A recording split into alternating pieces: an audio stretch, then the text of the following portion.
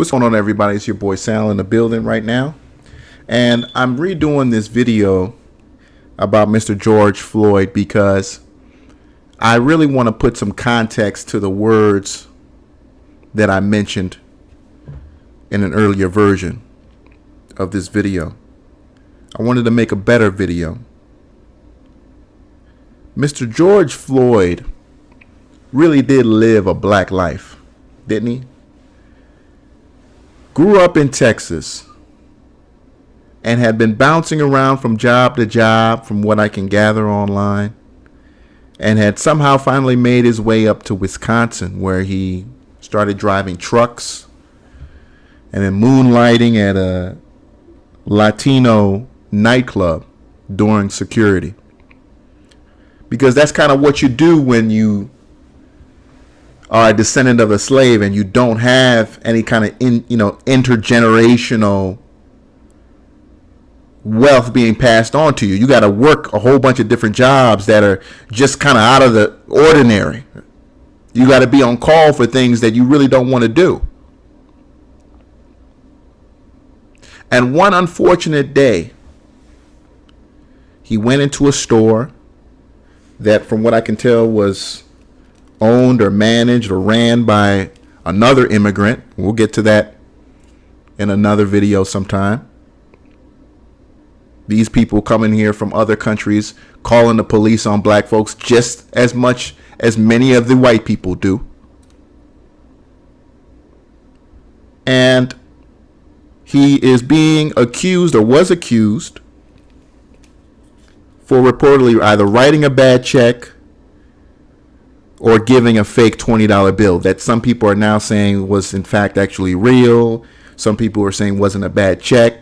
Either way, this man was approached by police, showed respect to the police per a video that was released, was then escorted across the street from the place of business.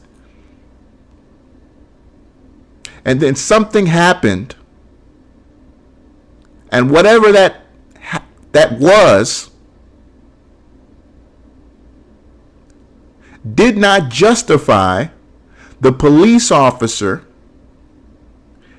killing this man so senselessly. Ladies and gentlemen, when I was in the military, when I had first joined, I arrived at my ship in 2009. There was a video, and I've told people about this story before. It was a video from Al-Qaeda that they had made a couple years earlier from one of their snipers, and that sniper had recorded several headshots that he had made on U.S. military personnel. Terrifying video. In the comment of websites like LiveLeak and wherever it was, many soldiers, people you can tell either supported the American position in the war, were kind of getting over it, using the fact that those soldiers didn't feel their deaths. They didn't even see it coming. See, even soldiers don't die as savagely as George Floyd was killed on camera that day. He begged and pleaded for his life as his life faded out of his body. Understand that even soldiers, I gotta repeat that, don't die like the way George Floyd died. Begging and pleading for mercy while other people watch. This is a video that will be shared for hundreds of years. Your grandkids will watch this video. The savagery. This is what you saw as slaves walked off the plantation and created incredible cities where they depended and sold each other. Depended on each other for their livelihoods, created services, selling and doing business with each other. And people in the dominant society who are jealous, envious of the success that these former slaves had somehow built out of their own hands. They slaughtered these people in several riots. Wilmington, Black Wall Street. What we saw happen to George Floyd is exactly what happened to those people. The same savagery. Over 110 years later. And fast forwarding to just a few decades ago, as Dr. Martin Luther King wrote that letter to the white moderate, about the white moderate, who today, 3 days, 4 days, however long it's been since the murder of Mr. Floyd, is more worried about the buildings that are being burned than what actually happened to Mr. Floyd. I need you to understand why white society is more concerned about the property than they are about black life. See, a lot of black folks don't really, know much about white wealth. I'm very fortunate enough that I grew up going to school with white folks. I know them very, very well. They're very wealthy people, immensely wealthy people. They don't talk to us about money. But what I can tell you is that a white person will be a loser their entire life. And then grandpa, grandma, mom, or dad will die. And they will get a check in the mail so big that it overwhelms any mistake they've ever done in their life. They're telling you to pull up pull up yourself by your bootstraps, and these people get huge intergenerational wealth transfers that override any mistake they've ever done, that put them in positions to not have to live a George Floyd life.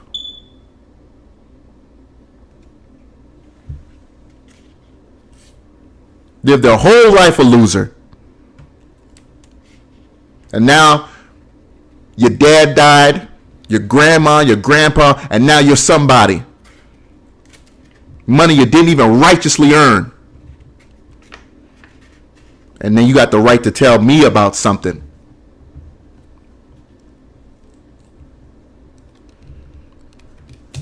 Let's get into what I want to share with you today. And let me tell you something, folks. When it comes to the Social Security office, they don't make articles like this anymore. I've written several papers during my time in college using this article. They don't write papers like this. Came out in 2002, so the statistics are a little bit dated, but the people behind this, they wrote so clearly.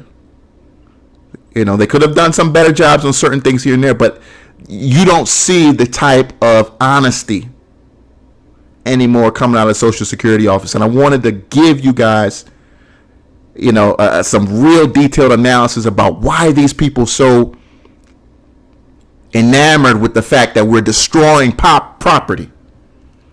It's because they see these buildings as a check for them. Do you understand? They see these buildings going up in flame as not just black people defying the system of white supremacy by acting out, by lashing out and letting your frustrations be known, right, through a riot. But you're hurting my money. You can't do that. Yeah, that guy got killed, but not my money. The article is called Racial and Ethnic Differences in Wealth and Asset Choices. again created in 2002. And I want to just hop right into it. White households in the United States are far wealthier than black and Hispanic households, a disparity that remains unexplained after taking into account income and demographic factors. The article uses data from the Health and Retirement Study to examine various components of aggregate wealth, including housing equity, non-housing equity, financial assets in general, and risky assets in particular. All right? And basically it tries to inspect asset choices by race, ethnicity, and assess whether differences in saving behavior should be investing behavior. All right? Consequently, in rates of return of assets and are possible sources of the wealth gap. Right? Racial and ethnic differences in housing equity narrow among households in higher income quartiles, whereas differences in non-housing equity generally widen as income increases. The widening gap in non-housing equity stems from differences in financial asset holdings, particularly risky assets. At every income quartile and educational level, the percentage of black and Hispanic households that own risky, higher yielding assets is considerably smaller than the percentage of white households. Thus, the wealth gap appears to be attributable to differences in investing behavior. These people, see, we like to play it safe because we understand that we don't get second chances at things. And I say we, I'm talking about ADOS, I'm talking about FBA. I don't know what's going on between both groups, but you guys, I'm talking to you. I'm talking about black people in this country who are descendants of slaves. I'm not one, but I support your message. I support your movement. 100%. Got a video on my channel where I'm actually trying to convince an FBA he should be pro reparations. Still ain't been able to get to that brother's head. But I digress. What this paragraph is saying is that these people are getting information to put themselves into opportunities that you're not being able to get. That you're not being able to get access to. For Americans in general, income from individually accumulated assets is second only to income from Social Security when they retire.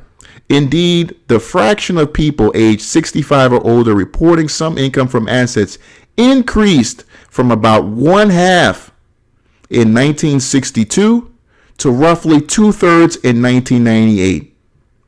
Again, this is dated statistics here, significantly higher now. However, the proportion of older people with such income varies widely by race and ethnicity. In 1984, the earliest year for which such data is available, 73% of whites aged 65 and older received income from assets, compared to 31% of blacks, 38% of Hispanics.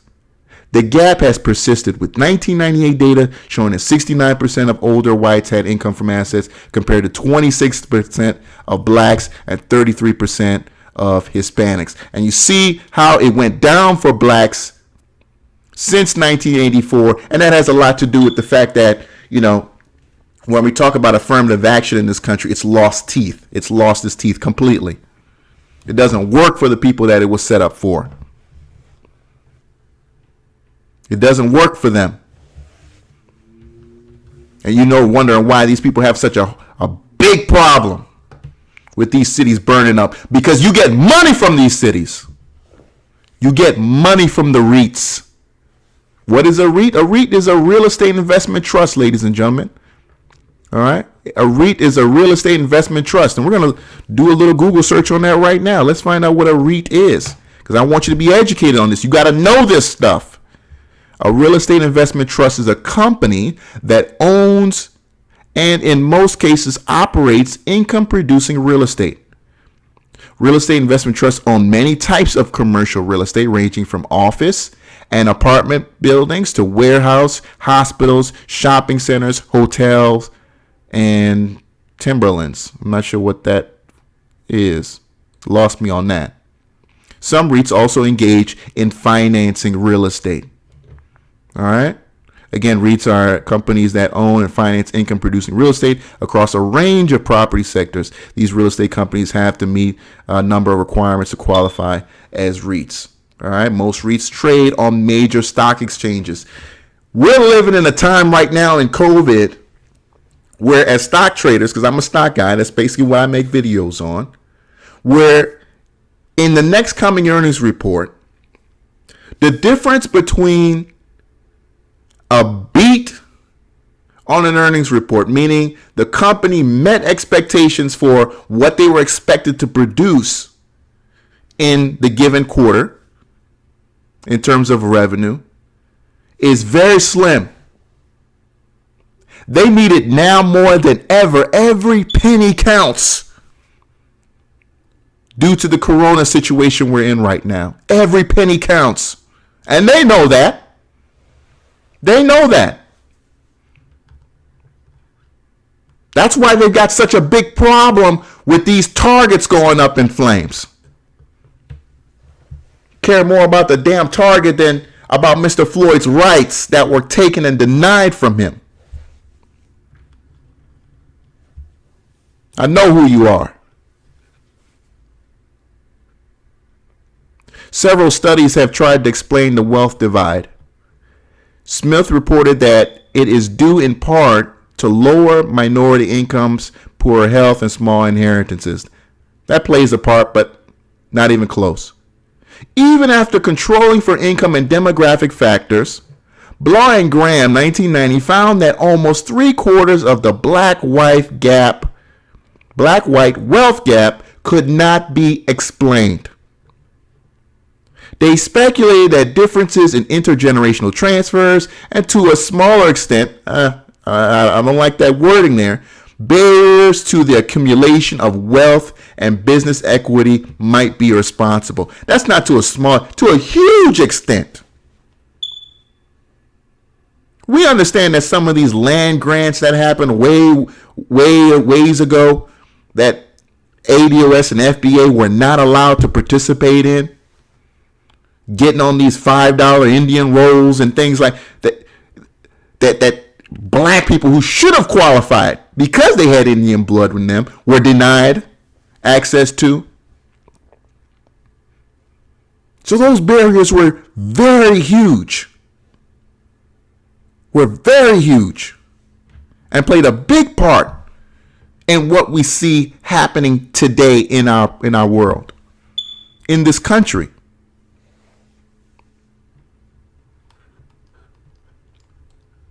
I don't want to keep you long. I'm going to keep going.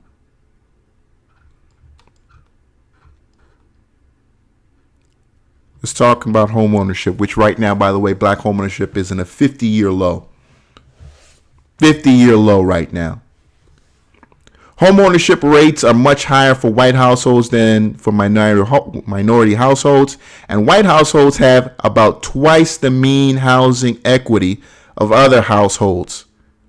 Twice the mean housing equity. However, the proportion of all households owning homes is far smaller than the proportion of owning other forms of net worth. Although most households have positive non-housing equity on average, that's stocks, bonds, and REITs, the mean value of non-housing equity is at least 4 times greater for white households than for black or Hispanic households. Let me tell you something from reading this.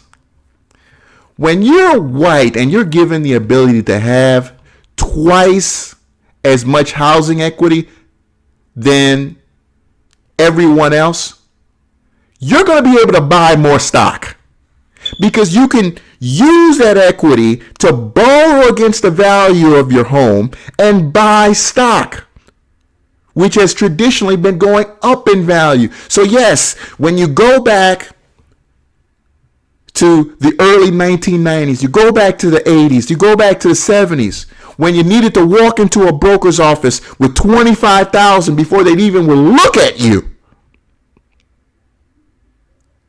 you can see why the data shows these people get preferential treatment in life today because of these intergenerational wealth transfers that began on ill-gotten gains. So when we talk about Wisconsin, let it burn. Let Milwaukee burn for all we care. You don't own any part of that.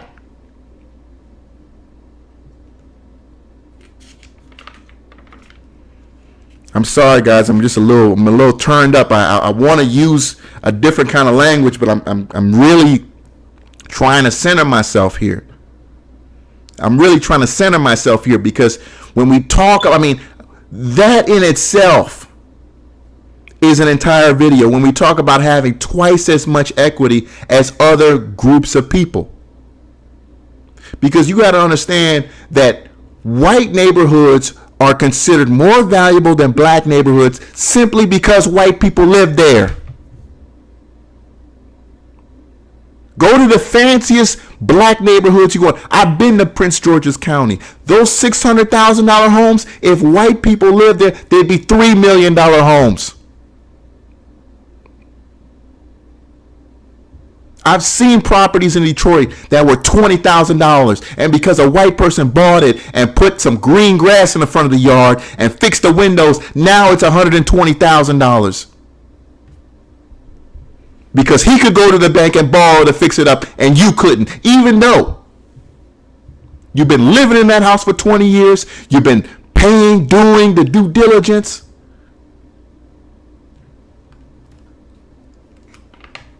You're wicked, man. I know you people.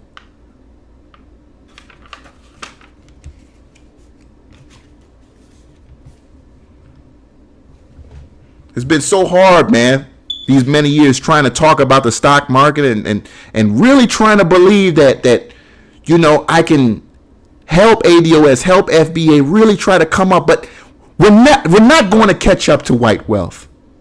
It's going to require, real political engagement and the systematic destruction of white supremacy in order to get to that level. Because investing is about scale. Your $2,000 is not going to get it done.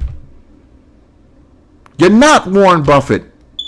You're not going to trade yourself into a multi-million-dollar situation. I wish that for you. I really do. I've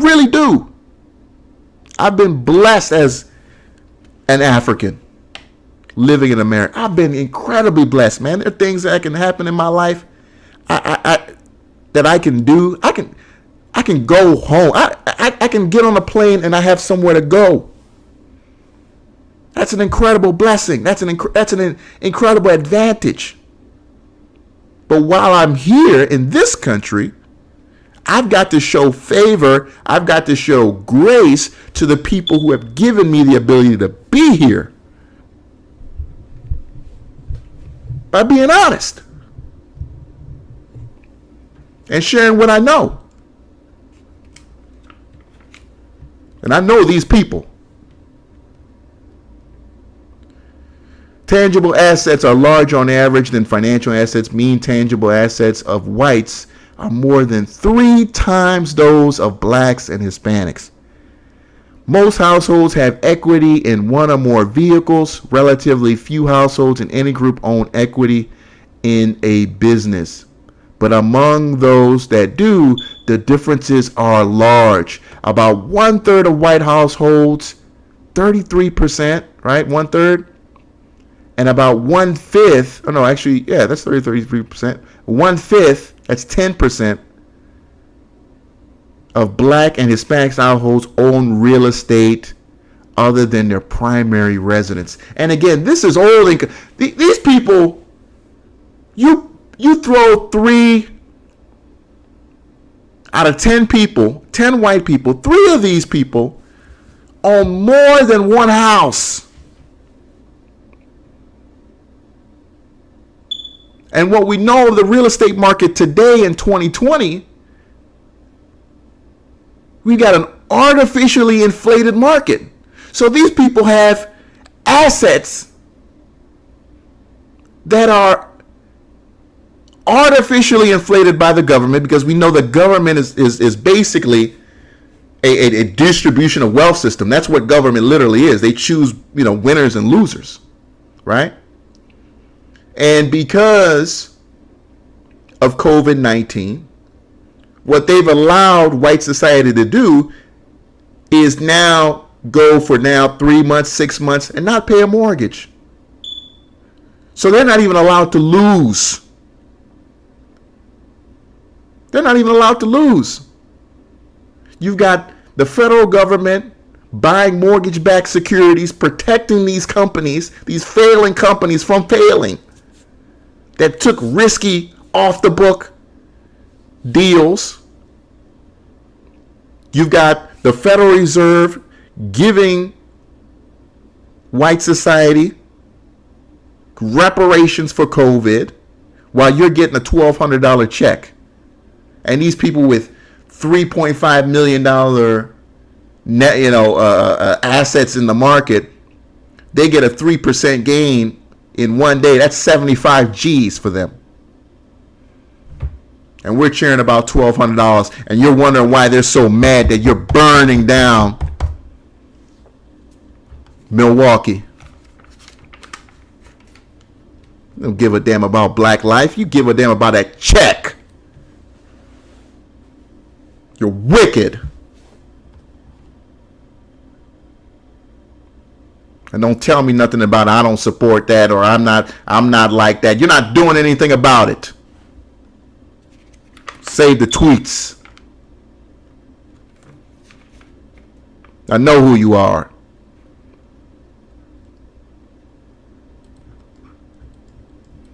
I can go on and on and on. I'm going to save it here, ladies and gentlemen.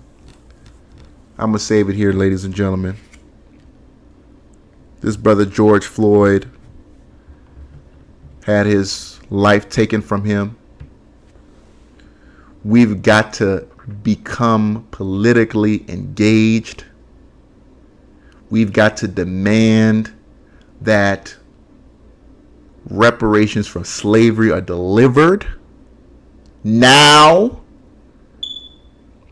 We've got to continue to work for the systematic destruction of white supremacy. Those two things have to be front and center for every black person.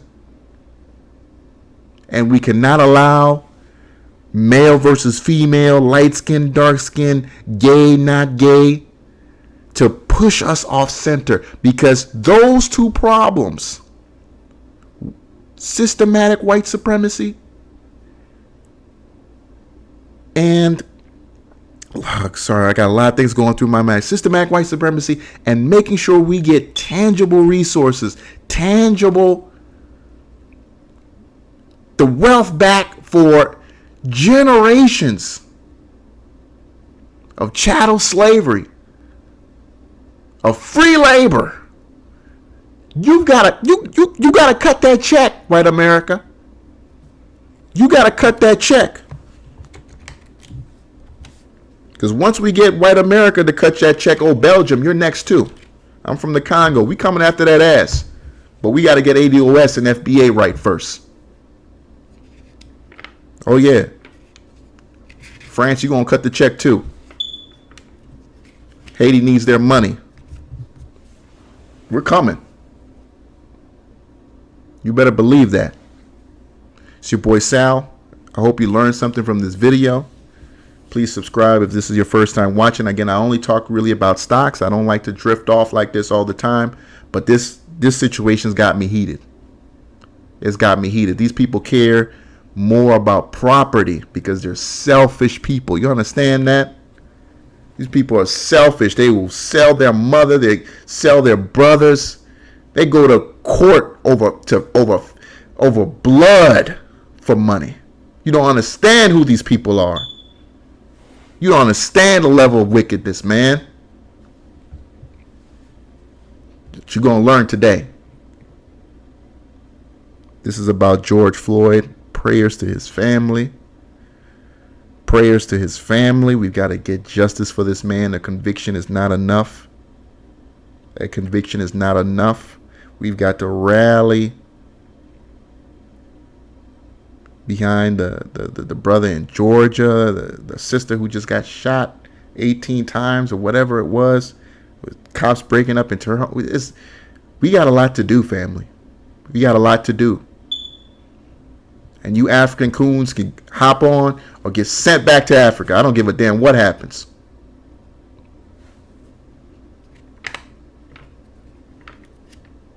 Sick and tired of dealing with some of you coon Africans too. I'm gonna have to make a video about y'all, because I don't know what it is. I got woken up, and some of you need to get woken up because you think you're different. You think you're different. But let me tell you something. If something happens to FBA, if something happens to ADOS, you're next. You're next. Already slapping you around in your own country. I went to the Congo 2 years ago. I was embarrassed. Never been to my country before since I came to this land in a long time ago when I was 2.5 years old. Went back to visit my country as a grown man at 31. I was embarrassed. I was embarrassed. All the ideas I had about, oh, glorious Africa. I went there. The roads look like shit. It smells. I was embarrassed. You got some nerve to come to this country and say a damn thing about black Americans when your grandmother is somewhere in a unfinished building eating with her fingers. I was embarrassed. It's your boy Sal. I'm out of here.